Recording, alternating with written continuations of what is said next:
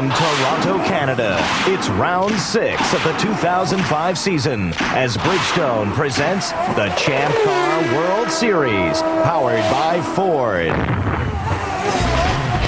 For the 20th time, Champ Car is in Toronto, Ontario, Canada, on the shores of beautiful Lake Ontario.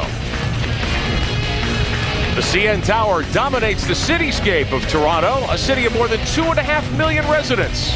This is Prince's Gate on the Exhibition Place grounds, and today it starts right here. Welcome to our coverage on CBS Sports of the Molson Champ Car Grand Prix of Toronto, the 20th renewal of this great event. A beautiful day to go racing today. Alongside Derek Daly, I'm Rick Benjamin. Ralph Shaheen and Jan Bikas will be on pit road for us. The 6th race of the championship season. Temperature close to 90 degrees today. Not a lot of humidity, a light breeze blowing, and we expect pure sunny skies all afternoon as we run 150 miles through the streets of Toronto.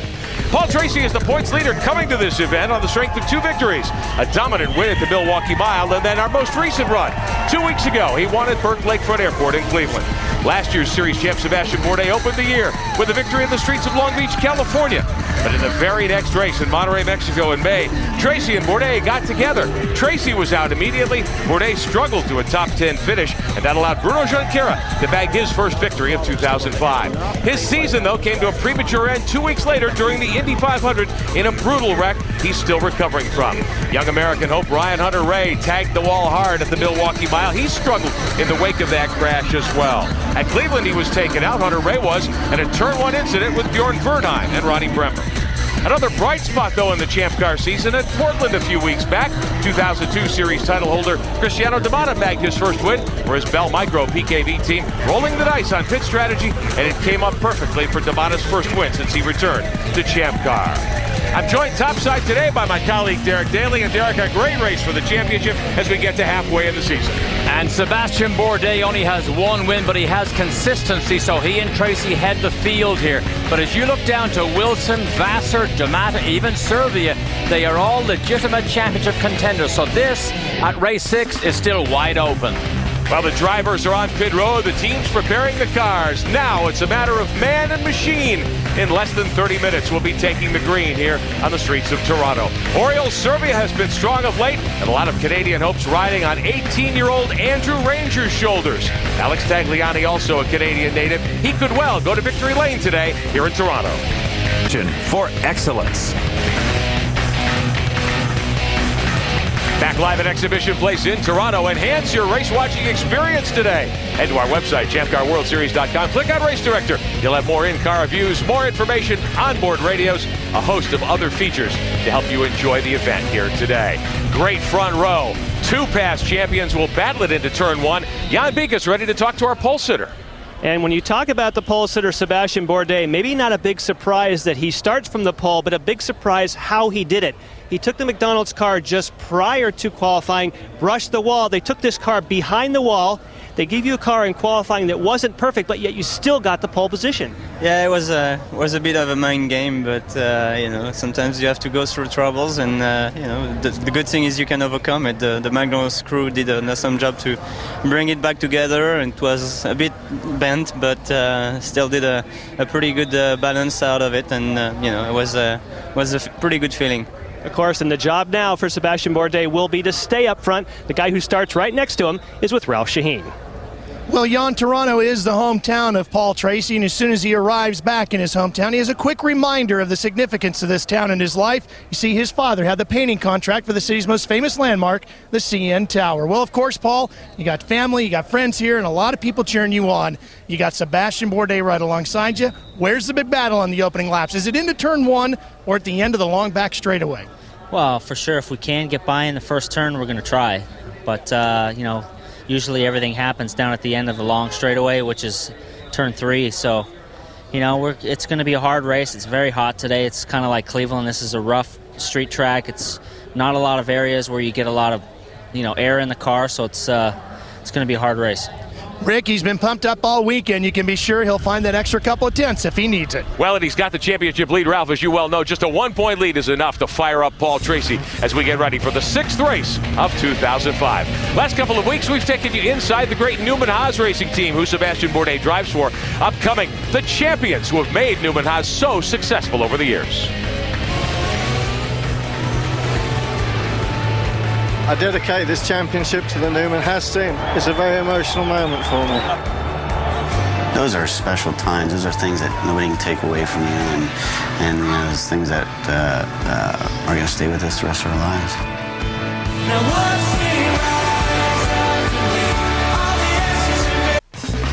Over the past couple of weeks, we've given you an inside look at what makes Newman Haas racing so special and has for over 23 seasons.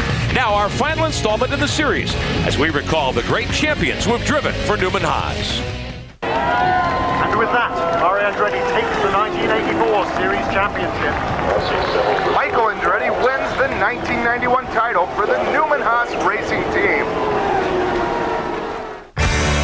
He has everybody in a firm headlock at the moment, trying to get a submission. Mansell is being brutal here. I dedicate this championship to the Newman Haas team, especially all the boys, because they've just done a fantastic job, and it's a very emotional moment for me. All of the champions have found their own grace inside of a car, and we've certainly had our share of them. So, but everybody says, "Who is your favorite driver?" And it's like asking somebody who's your favorite child. How would I know? And if I did, I wouldn't tell you. Some guys have their class act together, and he had her today. I mean, it's something I didn't even really think about when I was starting out, and then all of a sudden we just went on a streak and just started dominating a lot of races. The race that changed it was Denver that year, and that was the race that I believe turned the championship around. All the guys are out partying and having fun.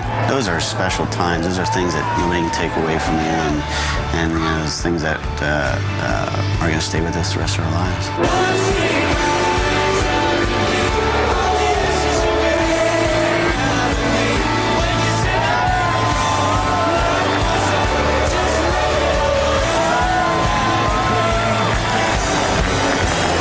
I knew we were going to have a shot to win that championship even before it had started. I got into the championship feeling like this championship is mine to lose, so I just have to do everything right that the championship is going to come to me. It seems like almost we couldn't do a thing wrong. Oval, road, or street course, we were always on the pace, we were always there. It was a very good season.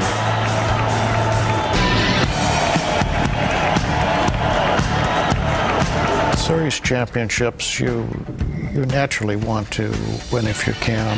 It's like a chess game. It's not easy, but you know, you eat and live and breathe it.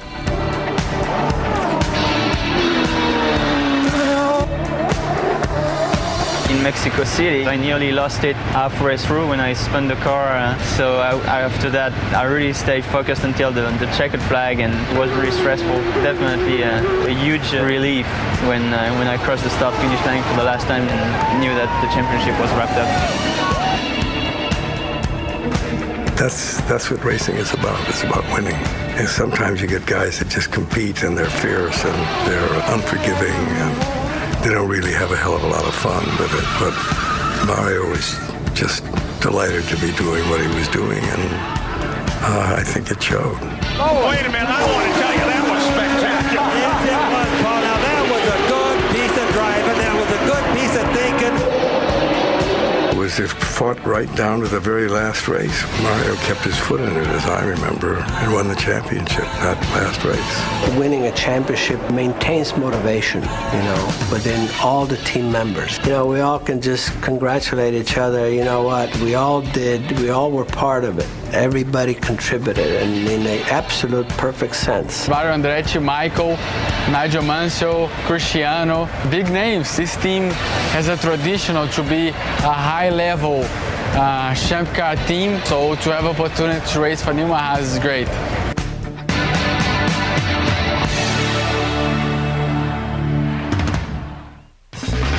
Another driver who had success for Newman Haas and who eventually became a champion with the Forsyth team is Paul Tracy. When we get back, he'll take us behind the wheel on the streets of Toronto.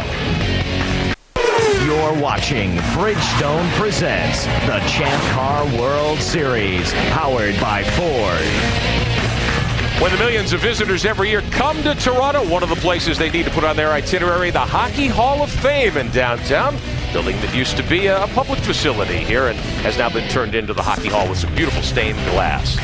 Back live just moments away from the green, the 6th race of 2005 for the Champ Car World Series. Rick Benjamin, Derek Daly topside. Time to open up the Champ Car toolbox, Derek. What will we see the next couple of hours here? Well, there's no doubt that street racing, just like here in Toronto, just challenges every fiber of a racing team. So we've got great storylines here. One is Toronto's temptation, which often causes turmoil, because historically, in the past, the temptation is to dive bomb somebody down the inside. Inevitably, in years past, it leads to destruction and turmoil. We don't expect anything different this afternoon. Second is tire torture. When you drive these cars as hard as you do around here, around this surface, around the manhole covers, it just rips into the tires, and the rear tires need to be managed very well. That calls upon the skill of the driver. Third is Tracy has been tormented this weekend. Yes. On his qualifying lap yesterday, a lap he thought would get him the pole, he was blocked by Cristiano D'Amata. He was livid, and he let him know about it last night. And then this morning, the troubles continue, because look at this. On the very first lap of the warm-up, look at the wheel nut comes off, the right rear rolls down the road, and Tracy loses the right rear wheel from the car that is race prepared. He limped back to the pits without any damage, but I'll tell you, he is not too happy right now. Not at all. And when Tracy gets that fire in his belly and that fire in his eye, he's very tough to beat. He really is. And of course, the great thing is he's the hometown boy. He lives in a neighborhood, West Hill, not far from here. He has huge support. Love him or hate him, you look at the newspapers and on television just to see what's going on with Paul Tracy. Well, this is the 20th time the Tour has come here to Toronto, to Exhibition Place. 1 mile and 3/4, 11 turns. Pretty tight, Derek. Everybody I've talked to says it's hard to pass. Very narrow here. Show us around. It really is pretty tight, as typical of street circuits, but this is typical. It is very bumpy, lots of surface changes, manhole covers everywhere, down through turn 1, and this is the blast. This is 185 miles an hour, all the way down till you stand the thing on its nose. 7 speeds in the gearbox here, down to second, sometimes first. Then you go to the infield section. Difficult to pass here, lots of surface changes. Double apex right-hander here, leading to a very fast blind apex right there to set up to really finish the lap. This section here requires a rhythm over the manhole covers, over the surface changes, and then down past your pit lane to the start-finish line. Extremely challenging place indeed. Now, we've referred to Paul Tracy, 2 wins here, season champ 2 years ago on the outside pole today. We asked him to give you an up-close look. We call it On the Edge of this racetrack. See this course now through Paul Tracy's eyes and through his heart.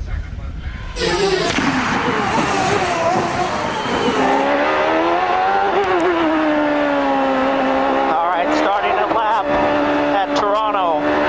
Last corner, 4th gear. 5th gear, over the start-finish line, 6th gear. Down to 3rd, braking at the 2 marker, using all the road. Get on the power as soon as you can. Lake Shore. 6th gear. 7th gear, holding the car tight to the right. Up to 185 miles an hour. Down to 1st gear for the hairpin. Short shift up the hill. 2nd, 3rd, back to 2nd. Bumpy corner. Up to 3rd. Fast sweeper. 4th gear on the exit. 5th gear flat to the king. Back down, bumpy braking to 2nd gear. 3rd gear, left-hander. 4th gear, last corner, fast corner. Up to 5th, and across the start-finish line. That's a lap of Toronto. No no one better to give you a tour of Exhibition Place than Paul Tracy, a driver who may well have been in contention to battle him for the title. The recovering Bruno Junqueira, he's with Jan Bikas. And the great thing is, Rick, the last time we heard from Bruno Junqueira after his accident was from the hospital on the telephone in Milwaukee. Now we see you standing here on pit lane. How's the recovery coming? It's very good. I mean, I'm quite happy. I have the ability to come to watch the Champ Car race live, so although I like to watch on the TV, but it's better to be here on the real thing. When will we see you back in the car?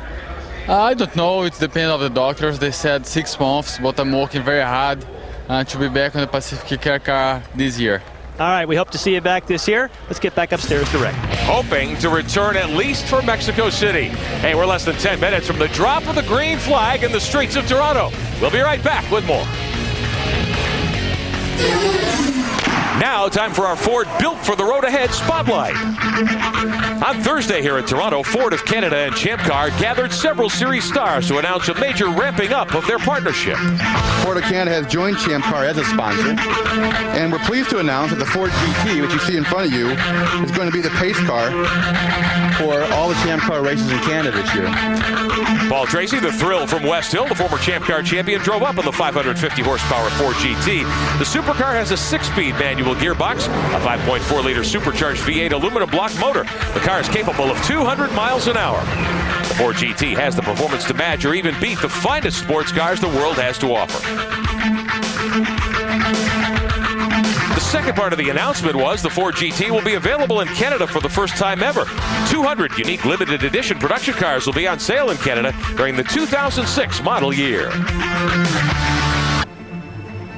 The first steel reinforced barrier was placed on Lakeshore Boulevard in 1986, beginning an indelible tradition. Gentlemen, start your engines. Something special, something marvelous. Bobby Rahal has just moved into first place ahead of Danny Sullivan. Bobby Rahal takes the checkered flag, and here comes Sullivan. They collide. Fittipaldi carries on. He's going to win the race. For 20 years, the greatest drivers in the world have challenged downtown Toronto. Success embraced some. On your feet, Toronto, Tracy, checkered flag. While others met disappointment. And Reddy has smacked Guerrero's car on the lakeshore. Yet all would leave their mark. The names of Toronto's 11 winners are forever branded on the hearts of racing fans the world over.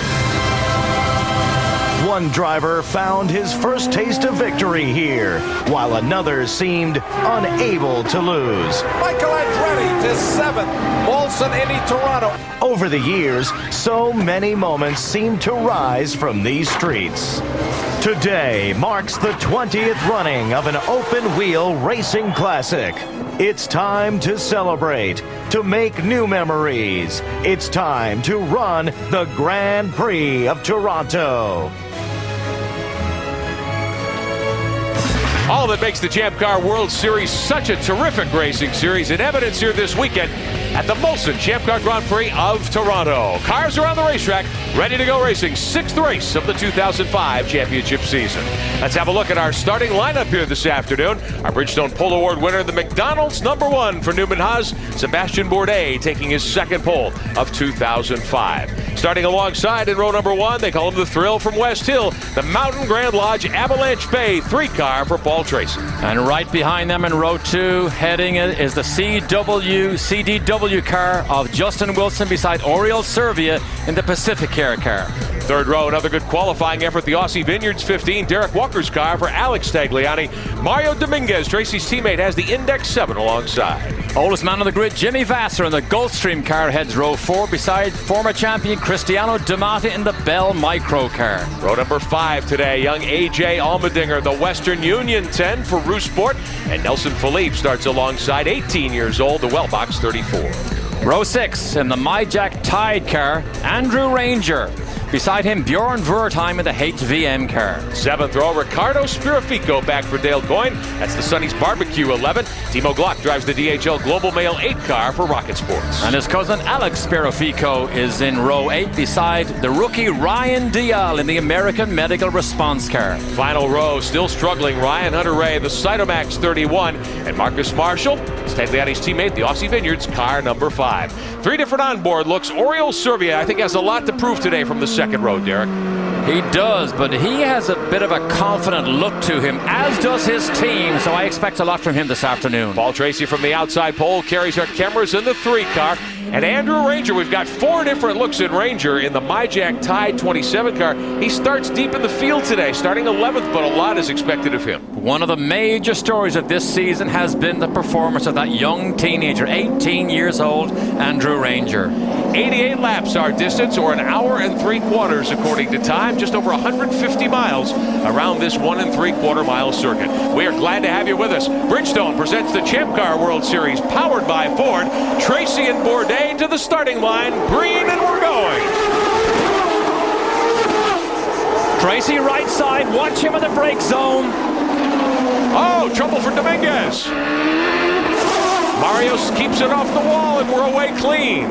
Wow, that is a hold your breath time to see. Do they make it all through? And they did. But this is the long run, 185 miles an hour. Tracy is right behind Bourdais. He wants by badly as they head into the turn. Oh, see the brake zone, the car bucks and weaves around. You got to fight to control these things.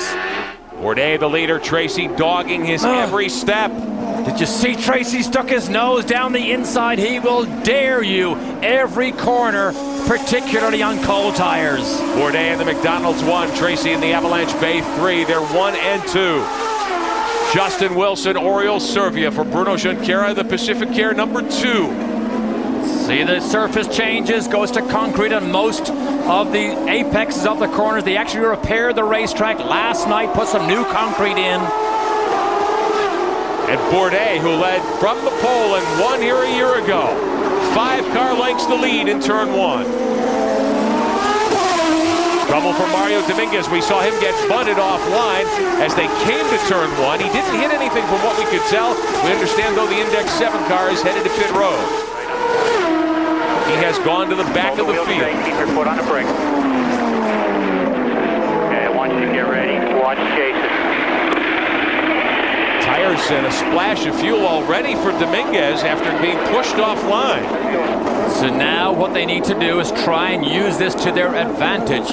They're going to pit him after all the leaders come in. Is going to put him right to the head of the field, and then hopefully they can get a yellow flag to allow him to get in under slower conditions. But Bourdais still begins to lead. To run at this level, Rick, we watched the practice and qualifying here. When you watch Bourdais go to work, you see how much he has to stretch every fiber, and he smashes the wall right before qualifying. That is the type of pace you have to keep to run at the front here in these Champ Car races. Bourdais 8/10ths quicker the first couple of laps. How about Justin Wilson? New backing on the Roost Sport 9 this weekend. CDW, a major business-to-business high-tech supplier. They're on board for the Canadian rounds of the championship, and a big boost for the Justin Wilson program. Ralph Shaheen, what about Mario Dominguez? Rick, it was a flat right rear. It's got a big cut right in the side wall of the tire, and that's why he came in. And because of that, they decided to just take fuel. It was a big cut, letting all the air out of that Bridgestone Potenza. And guess what causes those big cuts? The knife edge wing end plate of somebody's front wing got into Mario Dominguez in the funnel as they all went down to turn 1, and he had to make the pit stop. Now, it's not necessarily a bad situation for Dominguez. He's listed 44 seconds behind on the lead lap. He did not get lapped despite that green flag stop, so it may not hurt him too badly. 35 laps, the likely pit window, Derek. He needs some help with caution flags to get into contention. Yes, he does, and that's right now he is in completely clear road. He's away from all this traffic. He can go as hard as he can to try and make us up some of that time. But Bourdais, I thought Tracy might run right beside inside Bourdais, but there is a potential tire issue here as you watch Paul Tracy, who was safely to the start. He's the one we watched closest of all. But have a look again. Dominguez is the second of the blue cars. Tracy, right side of your screen. Dominguez tucked in right now behind Servia in the Pacific Care car. Get to the brake zone. Dominguez gets sideways. Gets sideways. The contact must have happened before the green flag. Yes, so he had the puncture. That's what caused him to go sideways. I think he must have got hit on that last warm-up lap. Evidently so. Now, cutting the sidewall, those tires won't hold air for very long, so I would think it would have happened pretty close to the start of the event here today. Dominguez, as Derek pointed out, clean racetrack to try to reel in the leaders. Bourdais is out in front. Tracy is second. Third belongs to Wilson. Servia, Tagliani, Vassar. Running order top of your screen with the gap. We're working lap 5 of 88 through the streets of Toronto. Last time around, Tracy was faster than Bourdais just by a tenth of a second. Bourdais a 61.8, Tracy and Wilson 61.7. So they are not going to let Bourdais get away. And Wilson also this weekend, he's been fast or near the top of the timesheets in every session. So as this goes on here, we expect to see him continue to hound Tracy and Bourdais. It is Bourdais and the McDonald's car out in front. Tracy, Wilson, Servia, and Tagliani are top 5 through the streets of Toronto. We're early in the going. The Bridgestone presents the Champ Car World Series, powered by Ford.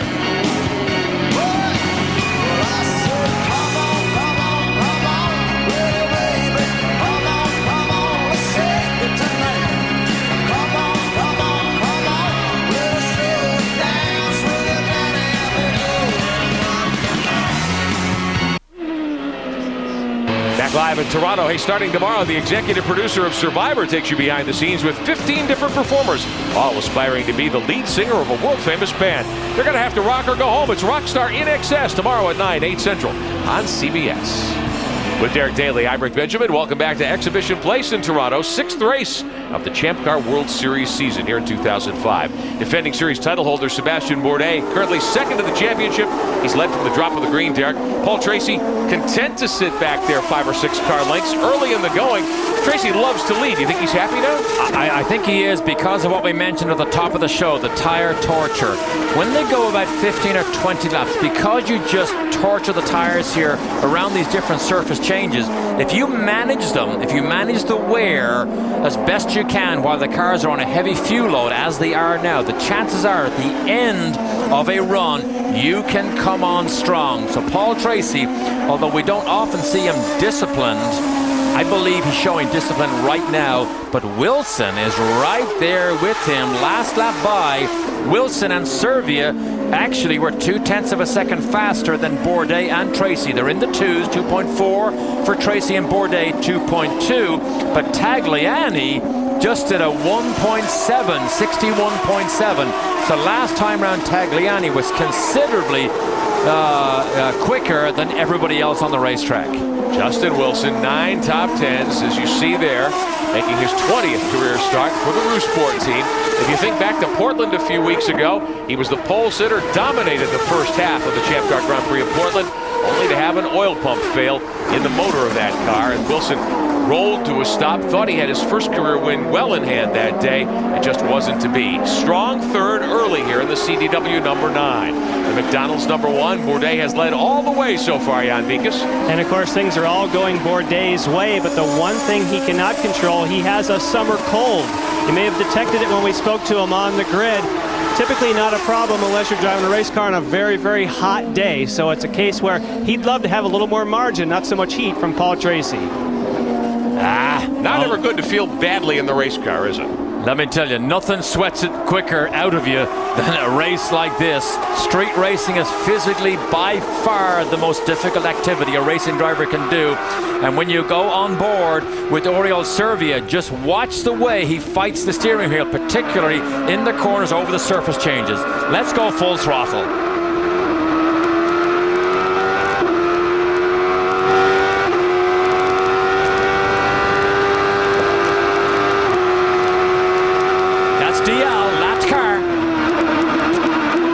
Tag.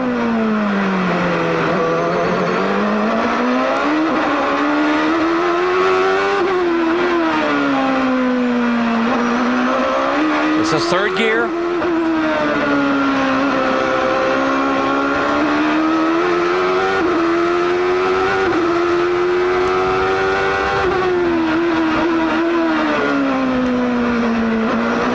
There's the surface changes again. Now watch the gear changing also. This is all third gear. Grabs fourth, turns in, fights the car. Fifth gear. Fight the car, fight the steering, let it run all over the wall. Sixth gear. Close the gap to Wilson. Asking him to close the gap to Wilson. Down the gears really fast. Second up to third, fourth. Notice how the steering wheel still fights even when he has one hand on it. Now he prepares for the brake zone. You hold your breath. You watch your marker boards. I'll show you the marker boards later on. Turn. Oh, crosses hands right over on the wheel. Oh, corrects it. Concrete walls, right and left. Turns in, waits a little bit of push. I can see the understeer. Concrete patch, that's where they repaired it last night. Blind kink. End of the lap. And this will go on for almost 2 hours, and you better be mistake-free. Jan Bikas. Well, not only does he need to be mistake-free, they just told him he had a very high target number on his fuel at the beginning of the race. So you heard the radio communication say close the gap. At the same time they told him to close the gap, they gave him a better fuel number. In other words, he has a readout on the dash. He couldn't drive as hard as he wanted to because they wanted to save fuel. Now they said, you know what? Wilson's getting away from us. We'll give you a better number. About 4.4 seconds is the gap between the third place car Wilson and the fourth place driver Serbia. Serbia driving that Pacific Gear 2 car for Newman Haas in relief of the injured Bruno Junqueira. Up front, less than a second separating Sebastian Bourdais, the pole sitter this weekend. He outgunned Paul Tracy at the initial drop of the green. Tracy in the 3 car for the Forsyth team running in second spot. That is the Mountain Grand Lodge Avalanche Bay Forsyth machine. And there's the gap as they dive back down into turn 1 here at Toronto. Working under the bridge there that you see. Tough battling here, Derek, all the way around this place. Very tight quarters, not turn 1, obviously. They're coming up to complete another lap here. There's 75 laps to go this time by very early in the going. 35 laps, the likely fuel window. This is going to be very, very interesting. We have not had any cautions at this moment, and this is a race, Derek, where we've seen a lot of incidents over the years, a lot of caution laps. Absolutely. You almost have to expect it at a racetrack like this when it opens up at the end of these long straights and drivers can see a potential chance to make a move. Tracy in the brake zone, but Wilson in that CDW car is right behind him. To me, he looks like a big threat to Tracy. There he is right behind. Looks further away in this camera shot. Riding with Paul Tracy, heading down to complete another lap. Hey, this week on Big Brother, everyone's hiding something. A summer of secrets in full swing with enough twist to shake everything up. Don't miss a new Big Brother Tuesday, Thursday, and Saturday on CBS. With Derek Daly, I'm Rick Benjamin, Jan Bikas, and Ralph Shaheen on Pit Road. Top of your screen, strategy in Champ Car is key. And last season, Cosworth gave these teams a power-to-pass button. And we'll show you the time remaining to get 60 seconds of 50 additional horsepower, all regulated by a button on the steering wheel. Some of these drivers have used some already today. Bourdais used up 17 seconds of his allotted 60. Let's check the Bridgestone Pole Award standings as we work through the 6th race of the season. Tracy, the pole winner at Long Beach. Bourdais bagging his 2nd of the season. Monterey and now Toronto.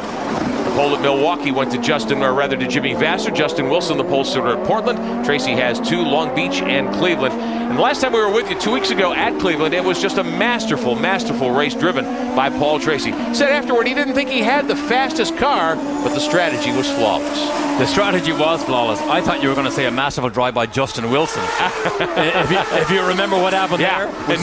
We said he drove he went off the racetrack so many times he was everywhere except the convenience store, we said. But this is a much better day today. And it's funny, Rick, when you begin to run at the front and you can smell the performance and feel the performance, often it raises your game, raises your confidence. So suddenly Wilson, who was all over the place last weekend, or the last race in Cleveland, now he is a real threat to these front runners. And not only is this a racing battle, this is a championship fight right here, because Wilson is right in the middle of that mix also.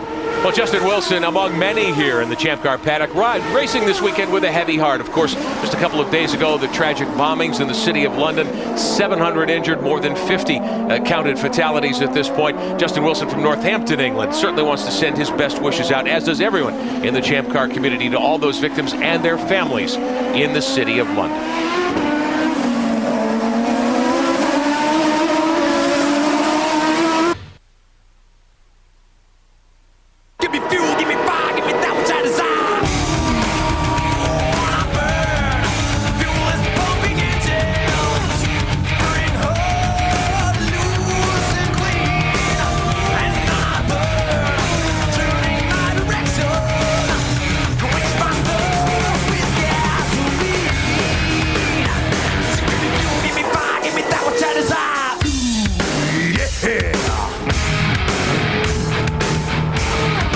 Back in Toronto, one of the bright young hopes of Champ Car, 18-year-old Andrew Ranger from the province of Quebec. He leads the Roche Franz Rookie of the Year standings by 4 markers over Timo Glock and Ronnie Bremer, who is sidelined at least for this event of the HVM team. Now Ranger carrying a lot of hopes here, Derek, in his home country. Started at 11th, he's moved up to 8th here in the first 18 laps. He is doing a great job. It looks like his headrest has come loose a little bit. Look at the right side of your screen. You can see that the screw mount looks like it has actually come out. We'll have a look at that later on for you. Paul Tracy now beginning to close up, Rick, beginning to put the pressure on Sebastian Bourdais. If they need to tighten that screw in Ranger's car, Tracy certainly tightening up on the back deck, on the back wing of Bourdais' McDonald's number 1. Tracy on it hard now as they make the right-handers. As we work back, show you the sponsors up top of your screen. Bridgestone presents the Champ Car World Series, powered by Ford.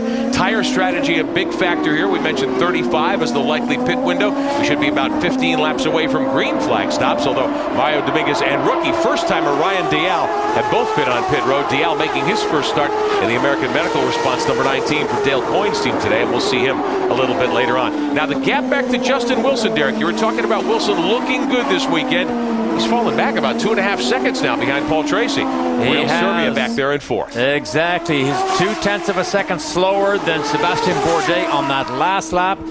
Serbia was 1/10 of a second. And this is how they measure it, is 1/10 of a second. Pick up a stopwatch and try and stop it in 1/10 of a second. It's almost impossible. But that's the minute measurements you have when you go motor racing like this. As you look at Alex Tagliani, just having a great weekend heading Jimmy Vasser. There is Allmendinger, Ranger, D'Amata, not having a great weekend here, has struggled, but Alex Tagliani, he has been in the top 5 in every single session. He got blocked in his qualifying run, but this is probably one of the surprise teams, Rick, also of the year. It was a deal that was done late. Derek Walker has just an enormous amount of experience. Rob Edwards leads the engineering team here for Aussie Vineyards, but this really has been one of the surprises of the year, that they've been fast and consistently fast, not just fast one weekend and lost the next. They are consistently fast. The interesting thing with Tagliani, he came here knowing what a Reynard setup does, knowing the speed a Reynard car goes through the corner, so they add 2 or 3 miles an hour. He comes out in the first practice session and he's on the rev limiter in every gear, because they just didn't guess quite how much better the lull is. But Tagliani just having a super weekend here. Nice and smooth down the backstretch, Jan Beekes, for Tagliani, who's 5th right now. Well, when you say nice and smooth, that's what the Aussie Vineyards team has been working with this weekend. You would think on a street circuit you would want a softer setup to get that mechanical grip, to get the grip out of those concrete patches we've been seeing. They have decided that they like a little firmer car, a little stiffer car for a platform. Alex says, I don't mind if the car bucks and jumps around, do it with the shock absorbers, with the dampers. I want some heavier springs, as the track will get better later.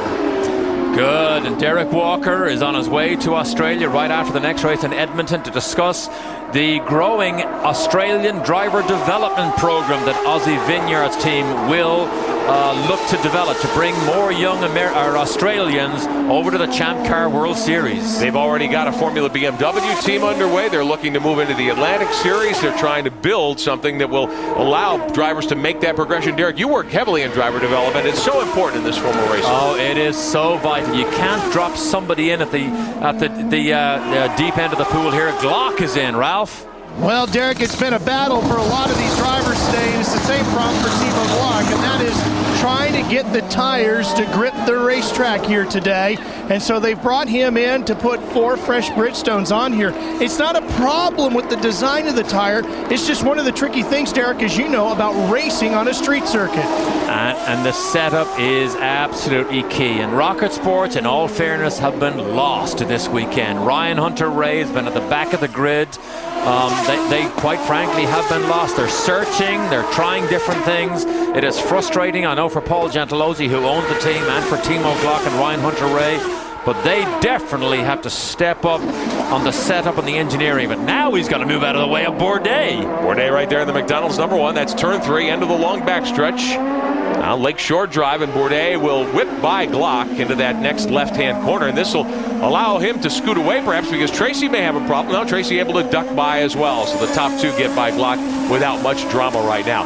Coming up to lap 25 of 88 through the streets of Toronto. We've been all green so far here this afternoon, and the leaders may be looking for a green flag stop in about 10 laps. Back with more of the Molson Champ Car Grand Prix of Toronto after this message and a word from your local CBS station.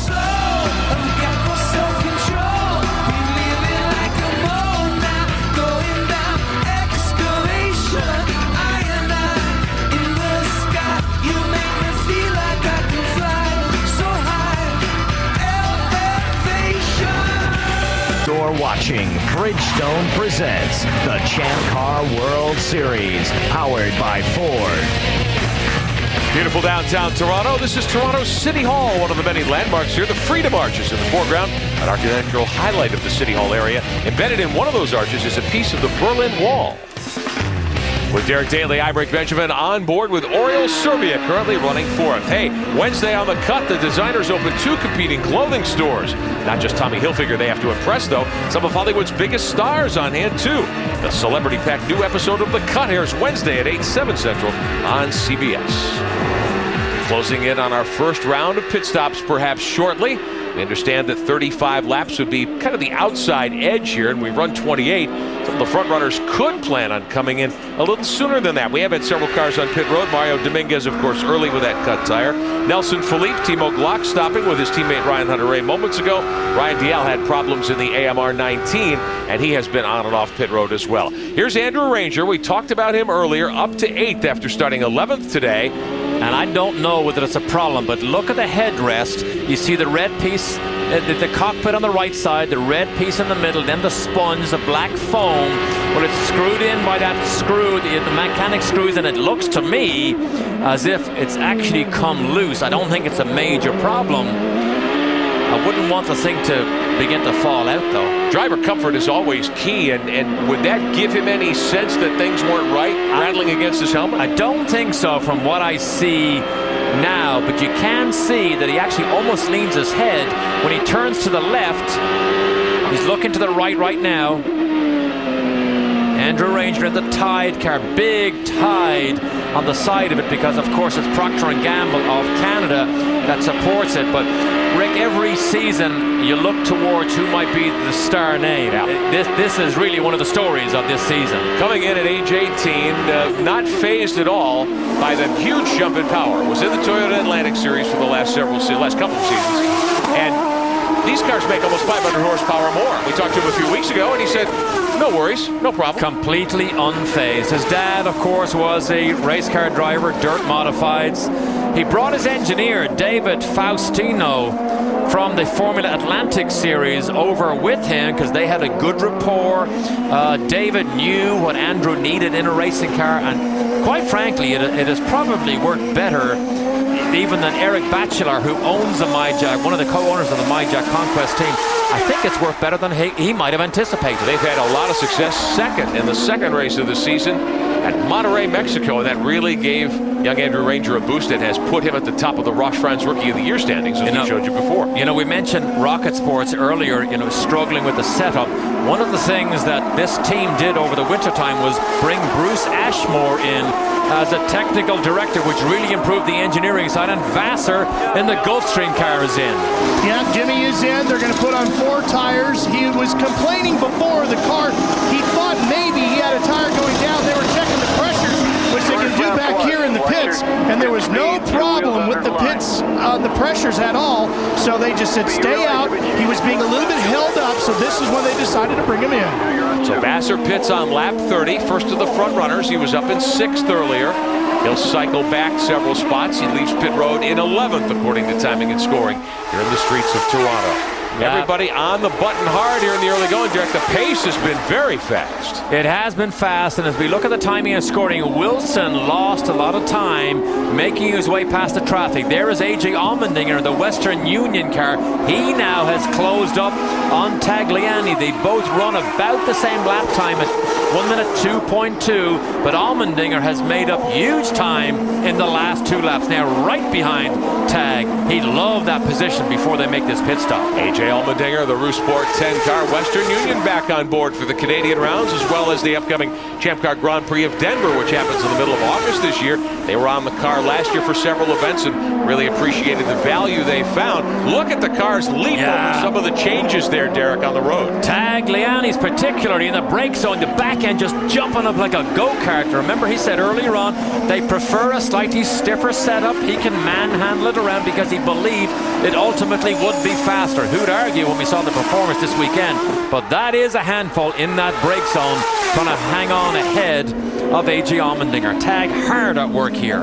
Working lap 32. We're hearing some of these cars will be coming to pit road this time by 2 stops, the likely number here this weekend in this event. Alex Tagliani will take his top 5 position and come to pit road.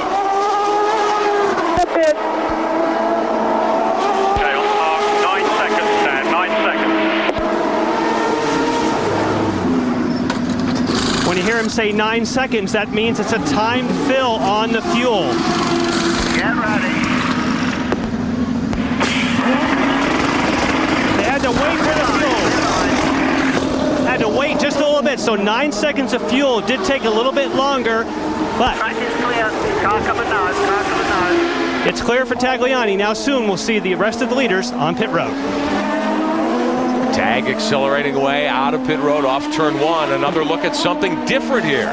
Yeah, right. We're watching the pit stop. Look at Servia right behind. Watching what's going on here. Glock locks it up. Locks it up, and Dial tries to turn in, or not Dial, Sperafico tries to turn in on board with Servia. Oh, look at this. He locks it up. I think Sperafico did a great job to see him right at the last minute and turn away, because that was definitely an accident looking for somewhere to happen, and they got away with it. Fastest part of the racetrack, here's Servia, as you see on the replay, up behind Justin Wilson's CDW car. End of Lakeshore Drive, into the backstretch, into turn 3 here at Toronto. $185, $190 maybe you're carrying when you get down in there. And if you don't use the brakes properly, that's what can happen. Exactly. And when you get 3 and 4 cars, then you get disturbed air. You get a light front corner, then you lock it up. Marcus Marshall is right ahead now of Bourdais. Bourdais is at a critical time. He cannot lose. The car is at its lightest. The least amount of fuel he'll have in probably all day, and these closing lap blue flags there, right side telling him move over. Leaders are behind you. Probably should have moved over right there at the end of that straight. This helps Paul Tracy dramatically if Bourdais is held up here. Marshall looks as though he has front wing damage on that car as well. Looks as though the left side's hanging. Right side, rather. That was Kenny Seavey giving him a message. Wilson is in. Ralph Shaheen.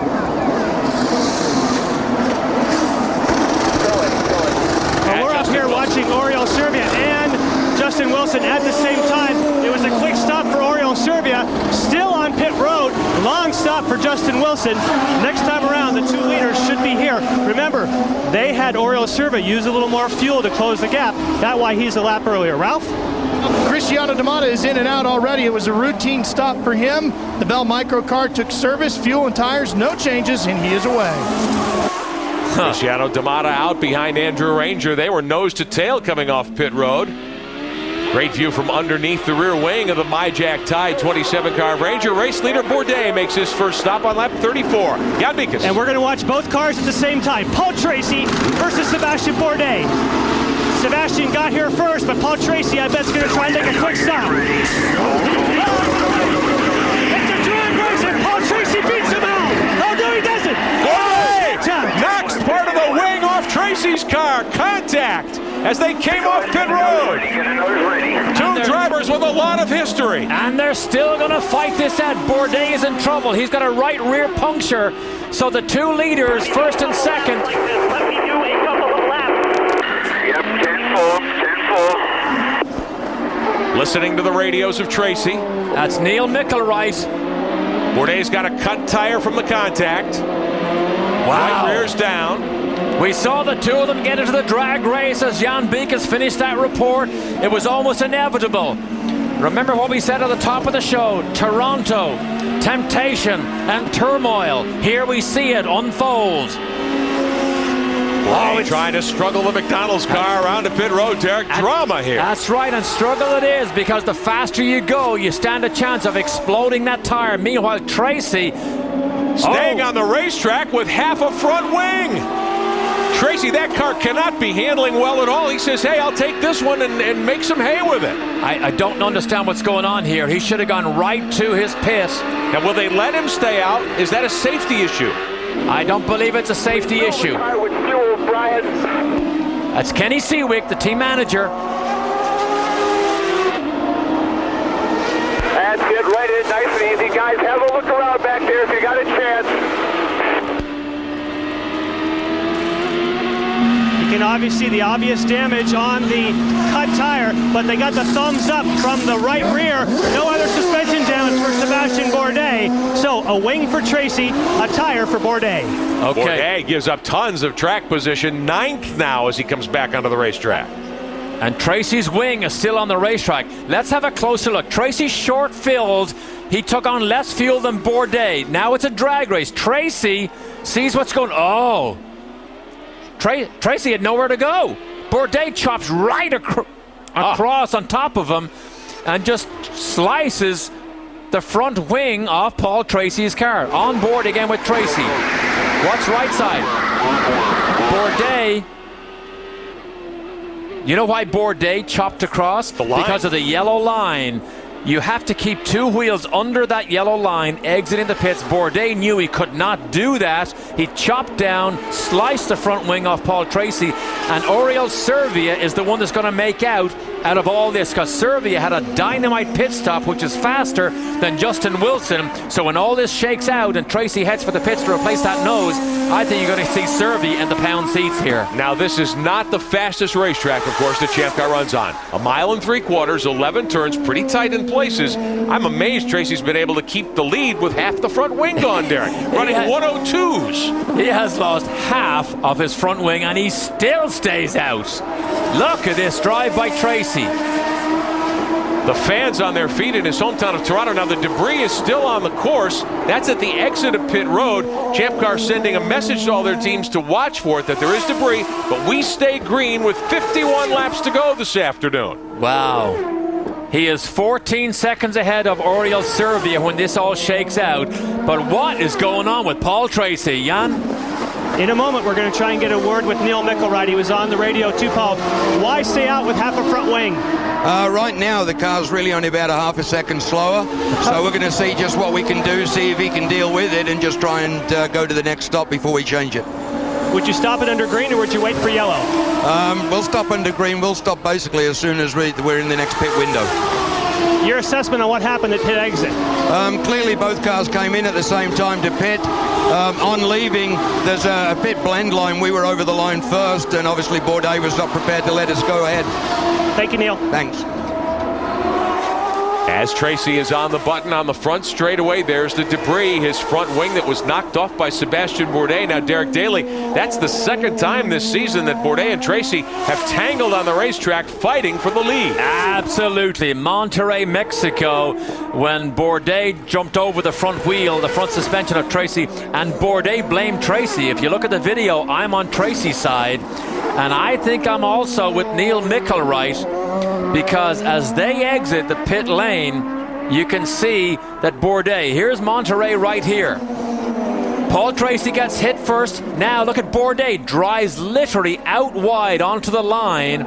And here it is here, right here. Bourdais, left side of your screen, hits Tracy, then he drives right over. There's no place for Tracy to go. He's already by the grass.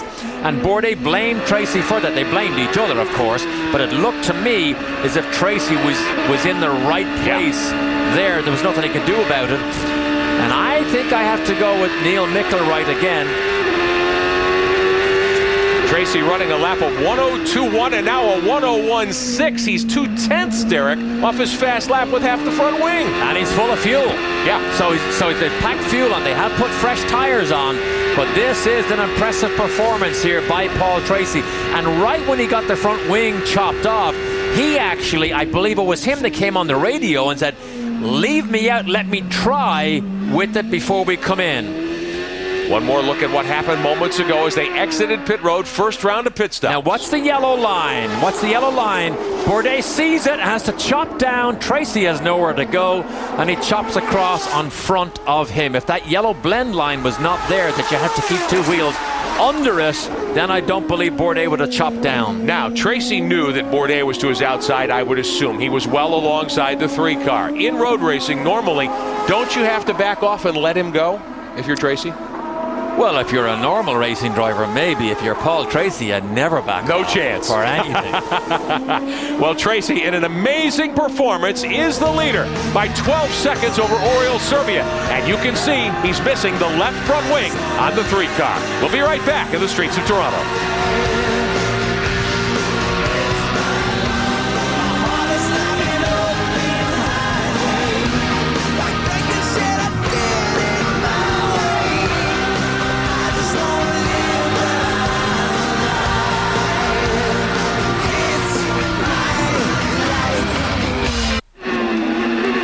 Bridgestone presents the Champ Car World Series, powered by Ford, today in Toronto. Hey, tomorrow on The Late Show, catch Russell Crowe. Later this week, Jennifer Lopez, Will Ferrell, and Katie Holmes. The Late Show with David Letterman on CBS. I'm Rick Benjamin, Derek Daly alongside, watching Paul Tracy put on a tremendous driving display. Lost half his front wing as he left pit road. An incident with Sebastian Bourdais. But Jan Bikas, Bourdais' team doesn't necessarily see it that way. No, Craig Hampson has seen the replay many, many times. What's your assessment? Well, obviously these two guys race each other pretty hard, and they've probably had a few too many comings together. On that one, though, I really do think Paul was at fault. I mean, they were neck and neck going out, but Sebastian was accelerating quicker. We were like 7/8 of a car lane ahead. Paul was moving to the left, trying to force Sebastian across that yellow line. I really don't think Paul needed to hit him. Paul sometimes needs to go, you know what, I didn't get the spot. I backed off. Now, the officials have decided they're not going to do anything. I'm a little surprised they're letting him run around with a broken wing after what happened at Laguna Seca last year to Paul. They said they weren't going to let anybody run around with a broken wing, but again, I think Paul may win this race still. It just doesn't seem right. We're quick, but we're in 10th. Thank you, Craig.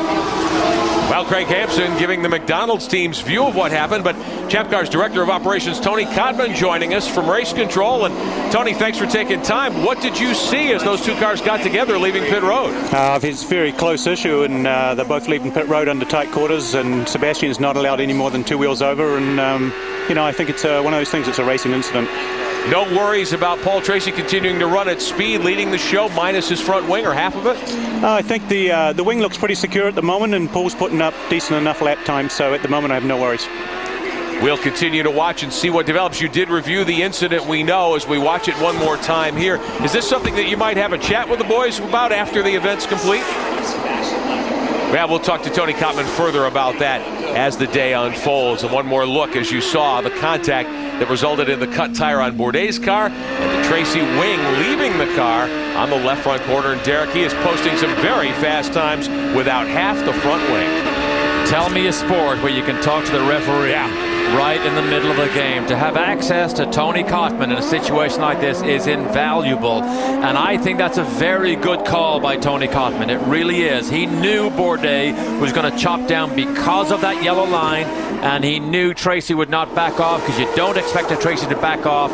But Servia is now chasing Tracy. On the last lap, Servia did a 61.6. Tracy did a 62.3. So second, which is Servia, Wilson is third, and Tagliani are all running faster than Tracy right now. So the Index team Tracy's team will monitor this really closely to try and make a decision when they should bring him in, as Tag now is under attack from A.J. Allmendinger. And that is the battle for fourth spot. 45 laps complete of 88. We're about 9 laps away from the second pit stop window. We may see Tracy in there. While we've got a moment, let's get you updated on our Bridgestone passion for excellence. Here's Jan Beekes. Well, of course, we've talked a lot about the storyline of the rear tires. Joe Barbieri from Bridgestone. A lot of concern about burning up rear tires. What do you see on Sebastian's rear here? Well, they used it all up for that stint. There's no doubt about it. It's a little tough with some of the pickup on it, but you can see there's still some holes left here. But by the time you come across, there it's gone. So they used it all up. Now, is that a case where you have to tell the drivers to be so easy on the throttle to not burn it down? Well, they're made to go a stint, so he did exactly what he was supposed to do. So designed just for one stint, that's it? That's basically it. Some of these guys might be able to get a little bit more, but it looks like right now it's just going to be one stint. Thank you. Joe Barbieri, the Director of Motorsports Operations for Bridgestone. They provide all the tires. In Bridgestone presents the Champ Car World Series powered by Ford. And just black tires here this weekend, Derek. No Bridgestone Reds, no alternates on the street circuit here at Toronto. So one element of strategy. Now, Tracy loose that time as he came to the corner.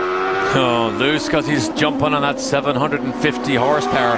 Joe Barbieri, when he mentioned there some of the drivers might be able to go a longer distance, that of course is tire management. Some drivers are just inherently hard on tires. They're more aggressive. Tracy locks the right front, but some drivers are harder on tires, more aggressive, yank the steering, brake later, and that's when you really begin to torture these things, as we mentioned at the top of the show.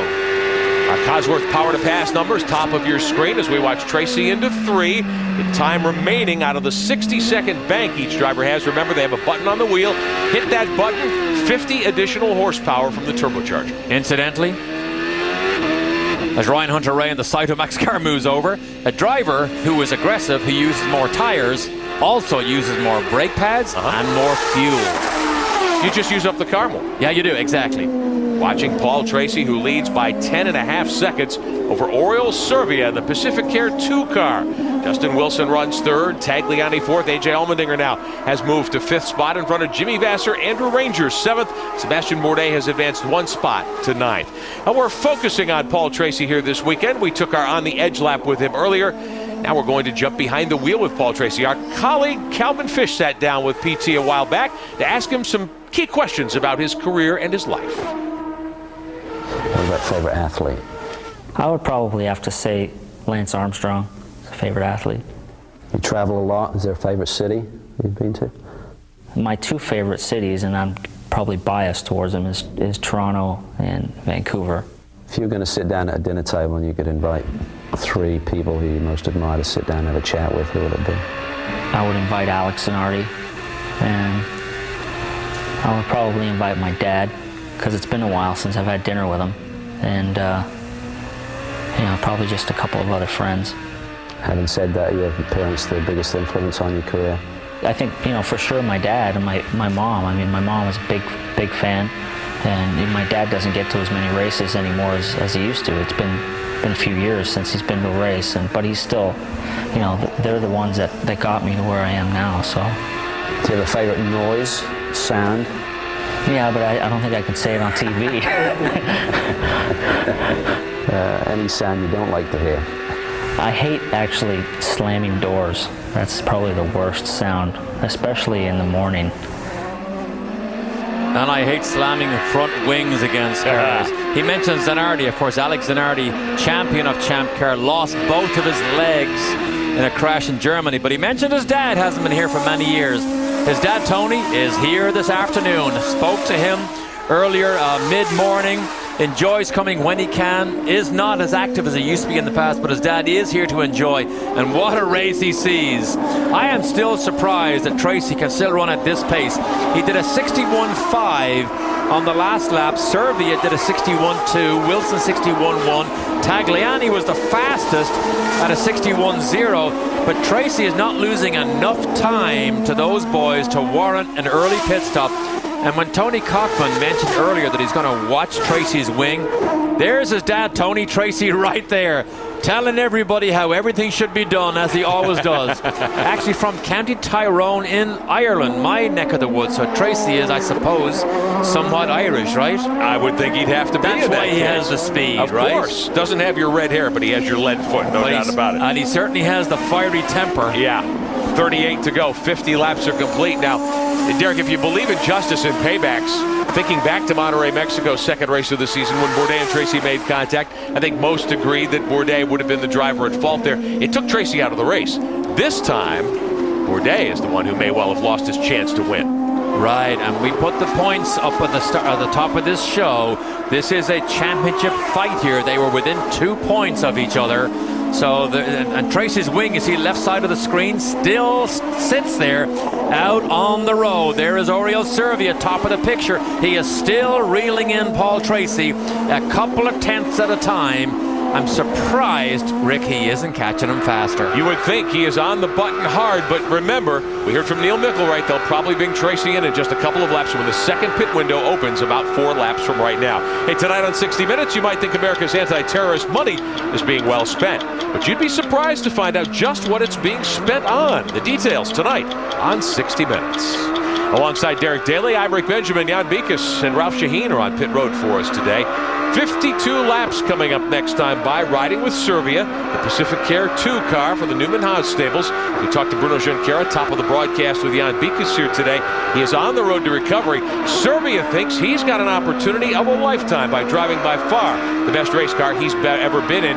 2 podiums in his 3 starts for Newman Haas thus far. Absolutely. His mom and dad flew in from Spain for this weekend to see what's going on here. I know you can barely see Servia's helmet, the bottom of the screen there, but the blue sticker or decal that you see on the front of Servia's helmet, believe it or not, that says "Get Well Bruno." And there's also one on Paul Tracy's helmet, so many people who saw Bruno, who is leading the championship, and just got taken away from him with that brutal crash at Indianapolis. Even his reserve driver is hoping that Bruno gets well soon. As we watch Servia battling here with the steering wheel, trying to reel in Tracy, he was 8.3 seconds back last time by. For a guy like Servia, if you can't see the driver you're chasing, is that frustrating, or is he just concentrating on making good lap time? Absolutely. Your key is your rhythm. You pick out the same marker boards. There are brake marker boards at this racetrack. You pick out the same manhole cover. You pick out the same piece of black or piece of concrete. You turn in. You try and get your exact perfect laps time and time again. Because if you do that, the rest of the racing takes care of itself.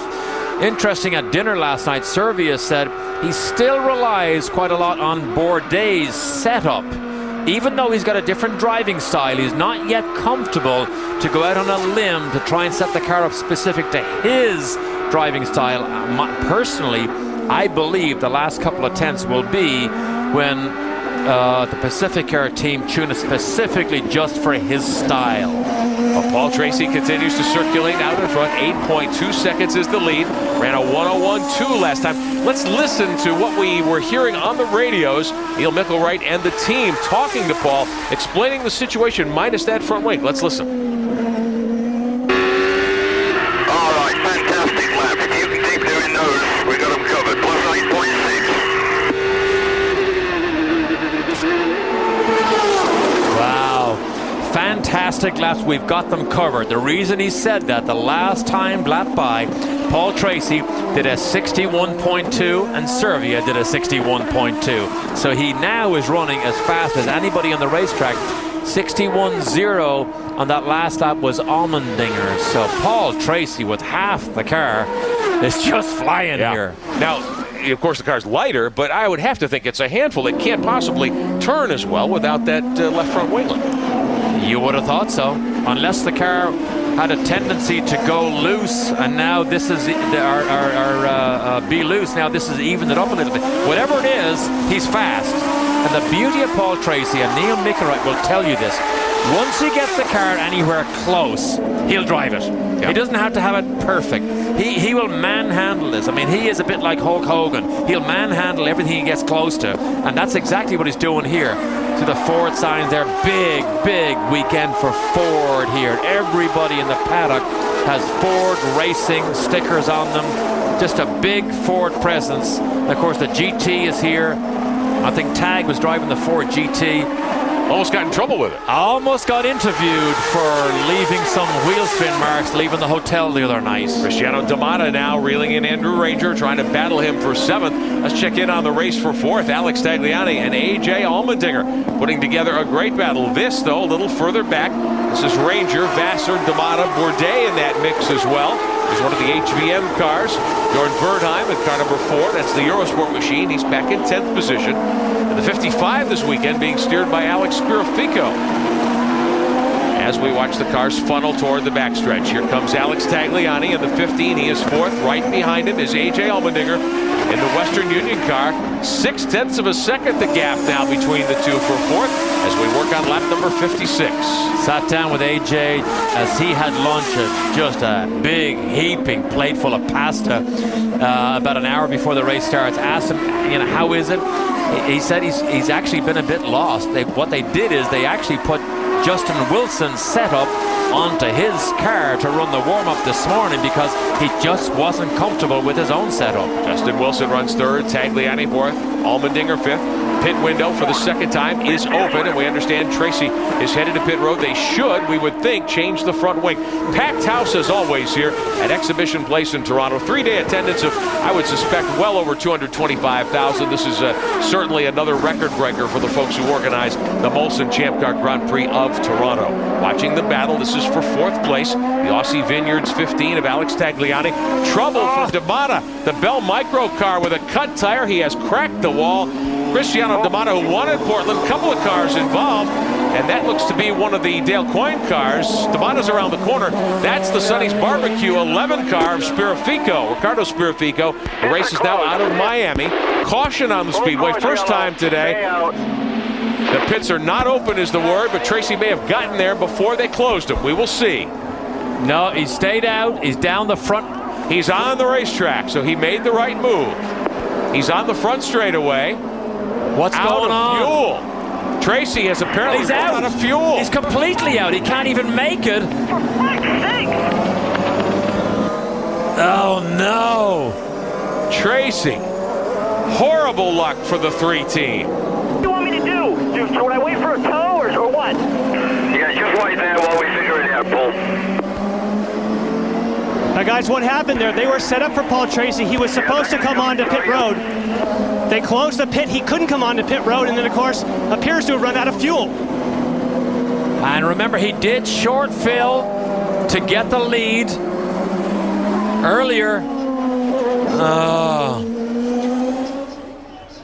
Watching Tracy, last couple of corners.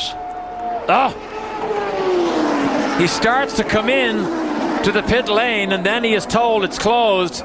Look at this. He realizes he's out. He's told it's closed. The accident with D'Amata happens. Can you believe? You can hear the fans cheering. Tracy's gotten out of the 3 car. They're going to carry it back on the dolly. They've decided perhaps his day is done.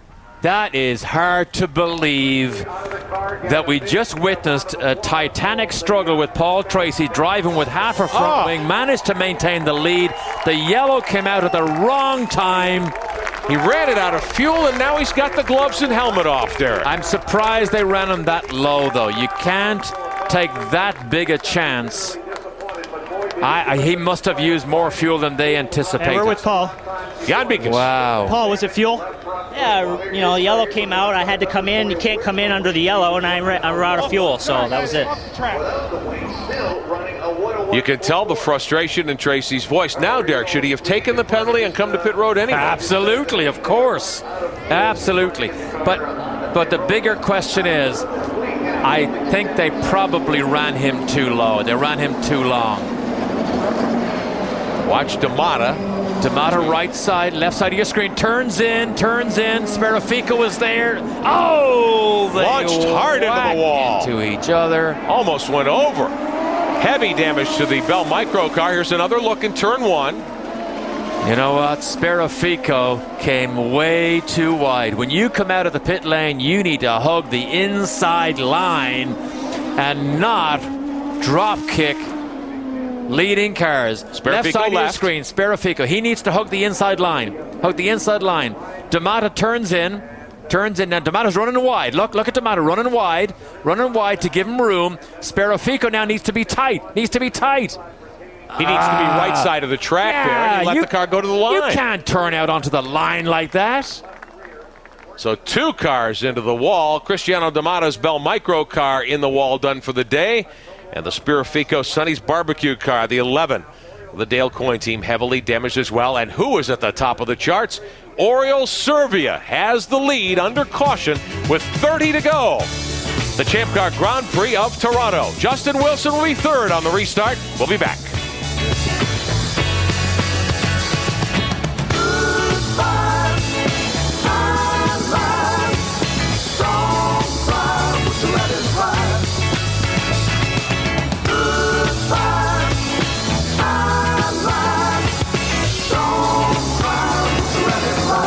Developments on the streets of Toronto preparing for a restart. Hats, shirts, all the Champ Car gear you need. The website, champcarstuff.com. Get a free catalog by calling 800-777-4453. Sales of the Oriol Servia t-shirt may rise dramatically here, but let's get an update on Paul Tracy down to Jan Beekes. And a crazy day for the Index crew. Neil, what happened there?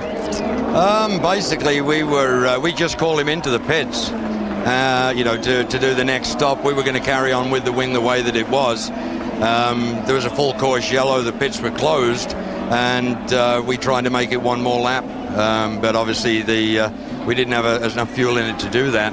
We feel that we should still have had enough fuel in, so there's a miscalculation or an error in one of our readings that we're trying to find, but the bottom line is that we ran out of fuel trying to stay out and not get penalized for coming in on a closed pit. So if you knew you had that little fuel, would you have taken the penalty? Absolutely, yeah. I mean, the last thing you want to do is run out of fuel no matter what.